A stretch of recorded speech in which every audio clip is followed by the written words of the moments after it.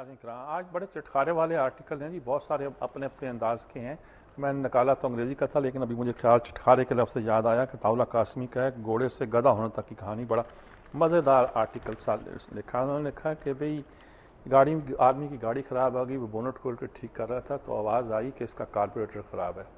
انہوں نے دیکھا تو ایک گھوڑا کھڑا تھا، وہ یہ بول رہا ہے، یہ کیسے بول رہا ہے. وہ اس کے قریب پہنچا، اس کی تھوتنی پکڑی اور کہنے لگا کہ بھئی تو یہ کیا. انہوں نے کہا ہاں اس کا کاربوریٹر خراب ہے. یہ گھوڑے کو بولتا دیکھ کے وہ شخص بھاگا کہ پتہ نہیں بھوت اور جن کیا آ گیا، اور جا کے قریب ہی ایک شراب خانہ تھا، وہاں دھنس کے بیٹھ گیا کرسی پر.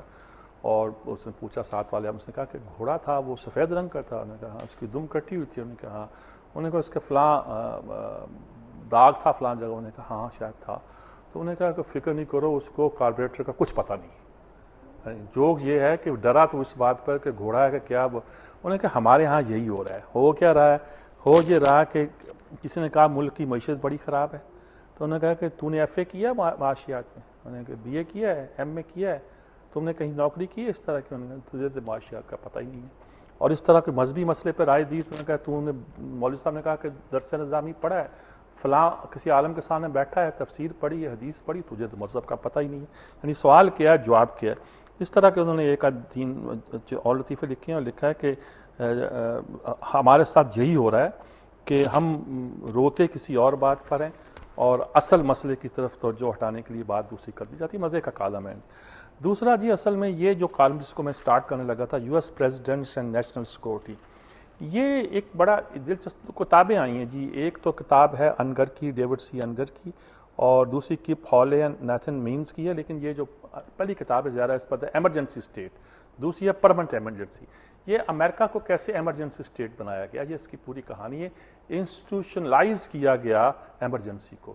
کس طرح ووڈرو ولسن نے آ کے کہا تھا، جب آج کل بڑا اس کا چرچا رہتا ہے جمہوریت کے نام پر کہ دنیا میں ڈیموکریٹک آرڈر کے لیے ہم لڑ رہے ہیں، جنگ کر رہے ہیں. سینٹر بھی ہے ووڈرو ولسن سینٹر آف لو، بڑا اس کو اس پریزیڈنٹ کو وہ کرتے ہیں کہتے ہیں. لیکن اس کے بعد اصل جو بنایا وہ تو روزویلٹ نے بنا دیا. اور روزویلٹ نے کوئی ساری ایگزیکٹو کی پاورز کو مضبوط کیا، طاقتور بنایا کہ جنگ کی صورتحال میں گڑبڑ نہ ہو جائے. فورن پالیسی سیکرٹلی بنانے کا کام شروع کیا، اور فائنینسز کو اپنے ہاتھ میں. تو یہ کام اس نے کیا جو روزویلٹ نے، جو کہ اس اعلان سے بالکل الٹا تھا. Legal policies against Japanese Americans and misled the public about the intentions and behind the scenes directives. اس کے بعد ٹرومین صاحب آئے. وہ کولڈ وار کے درمیان انہوں نے جن چیزوں کی ضرورت تھی وہ ایک طرح کی ڈیولپ کی. روس کے خلاف جو ہماری حکمت عملی بنائی، اور پہلی بار 47 میں نیشنل سیکورٹی ایکٹ بنا، جس کے تحت اور اس طرح چلتا ہے پھر جی. کینیڈی نے کیا، فلاں نے کیا، کارٹر نے، نکسن نے، بش نے، فلاں نے کیا کیا.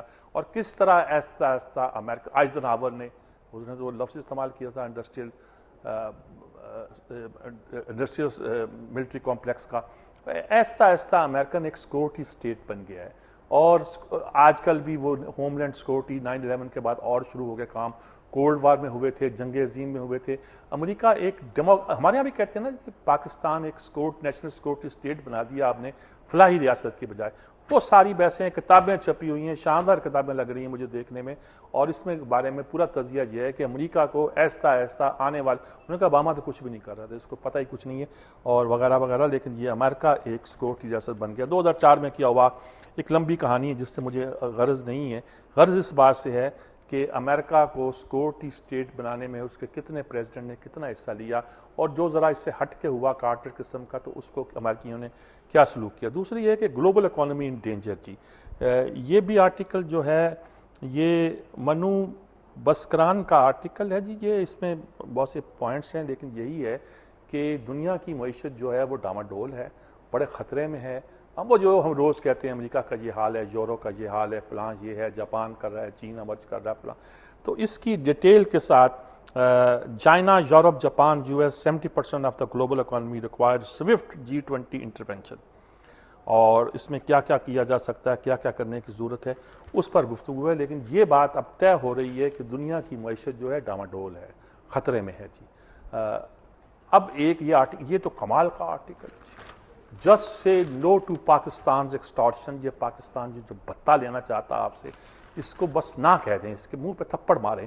اور زبان اس کی جی کرسچن وائٹن کا آرٹیکل ہے جی، کوئی زبان اس کی یہ جی کہ انہوں نے کہا پاکستان سمجھتا ہے کہ وہ امریکہ سے یہ بھاگ جائے گا، سزا دے دی افریدی کو 33 سال کی، کوئی جرمانہ نہیں ہے، یہ ٹیرر سپورٹنگ الائے، ہمارا ایسا حلیف ہے جو کہ دہشت گردوں کو سپورٹ کرتا ہے، کوئی گالی نہیں ہے جو اس نے پاکستان کو نہ دی ہو جی. That wasn't the only slap at Washington, اور تھپڑ مارے کئی extortionate demand for payment to supply, اب یہ بھتہ مانگ رہا ہے ایک طرح کا، an obscene amount of aid that has gone from American taxpayer to Pakistan. Obscene ترجمہ میں ہی کر دیتا ہوں، فوش رقم ہے اتنی بڑی کہ پاکستان کو گئی ہے، کوئی لفظ نہیں چھوڑا اس نے. The potential magnitude of this is stunning when one considers that it will take tens of thousands of container load to complete the US withdrawal. اور اتنے سارے ہم نے ٹینکر لے جانے ہیں، تم نے ہر ایک کا 5000 مانگ رہے ہو، یار یہ کوئی بات ہے؟ بہت سارے ٹینکر لے جانے ہم نے، بھائی تم نے لے جانے، ہم نے انہوں نے کہا رشوت برائب کا لفظ استعمال کیا، بتہ ایکسٹارشن کا لفظ استعمال کیا، کون سا لفظ ہے جو استعمال نہیں کرتے جی. میرے لیے $1 billion پر ایئر، انہوں نے کہا انہوں نے کہا کہ پاکستان کی مدد جو ہے نا کم ہوتی جا رہی ہے اور بس $1 billion رہ جائے گی، باقی ہم اور ٹالری ایکسٹارشن آف دس نیچر ہم ایسی برداشت نہیں کریں گے جی. فرانس، انہوں نے کہا فرانس نے کیا تھا جب وہ ان کا ہوا تھا نا لڑائی پرانی، تو فرانس نے کہا تھا کہ بھئی ہمیں کرپٹ ریپرزینٹیٹو، اب فرانس کو نہیں، France and its corrupt representative wanted outrageous bribes to restore diplomatic relation after the murderous French Revolution. قاتل انقلاب فرانس کے بعد انہوں نے یہ سب باتیں کی تھیں. Then President Adams flatly refused and a congressman summed up the matter with the اچھا وہ کیا تھا، millions for defense air but not 1 cent for tributes. اب بتائیے، اب ان کا جو سارا خیال ہے یہ ہے کہ ہم جو پاکستان کو اتنا دے رہے ہیں ہمیں نہیں دینا چاہیے اور نہ اس کی کوشش کرنی چاہیے. Pakistan is turning into another Afghanistan. یہ اب اس آرٹیکل کو میرا تشریح کرنے کی ضرورت نہیں. US has no vital national interest in Afghanistan. Our vital national interests are in nuclear Pakistan. انہوں نے کہا پاکستان میں ہمارے انٹرسٹ ہیں، افغانستان میں. ایک اور ہے، America and Pakistan do their dance of death. اب یہ بھی پال ویلیلی کا آرٹیکل ہے جی، یہ کہہ رہے ہیں کہ جی شیزوفرینک الائے ہے ہمارا، پاگل ہے پاکستان، اور فریزی اسٹیٹر ہو کوآپریٹڈ ود فارن انٹیلیجنس، اس کو یہ الزام لکنگ بوتھ ویز آن ٹیررزم. ایوری ون نیو، یعنی پاکستان کے بارے میں کہا جاتا ہے کہ ٹیررزم کے بارے میں وہ نظر دوسری طرف کر لیتا ہے. انہوں نے کہا کہ وہ حقانی اور ان کے خلاف کچھ کام نہیں کرتا کیونکہ IS. تو سارے وہ الزامات جو پاکستان کے حوالے سے ہیں، 6 آرٹیکل ابھی میں نے دیکھے ہیں، کچھ اور آرٹیکل پڑے ہوئے تھے. American and Pakistan do their dance of death آ گیا. An order in danger, the CIA's fake vaccination drive has damage the battle against polio. یہ جو شکیل افریدی نے کیا تھا اس کے حوالے سے جو نقصان ہوا ہے پاکستان کو جی. اچھا جی، میں عامر خاکوانی کا مضمون لکی کے حوالے سے کہ L کیا ہے، سیکھنا ہے، U کیا ہے، انڈرسٹینڈنگ ہے، اور یہ انہوں نے اصل میں لکھا ہے کہ ایک زمانے میں جب شخصیت یہ واپس وہاں سے آئے تھے بہاولپور وغیرہ سے، رحمجر خان سے، تو ایک لیکچر کوئی عابد بلال صاحب نے ان کا لیکچر سنا تھا اس وقت، اپنی شخصیت کو کیسے بنایا جاتا ہے، کیسے ڈیولپ کیا جاتا ہے اس مسئلے پر. انہیں کو اس وقت اس موضوع پر اتنی کتابیں نہیں آیا کرتی تھی، آیا کرتی تھی ڈیل کارنیگی کی ہوگی اور بہت سی تھی، تو وہ کہتا زندگی میں میری بہت امپیکٹ ڈالا. تو آج بھی انہوں نے کوئی کتاب پڑھی، اس کے حوالے سے اپنی شخصیت بلڈنگ کے حوالے سے انہوں نے بہت سی بات کی ہے جی.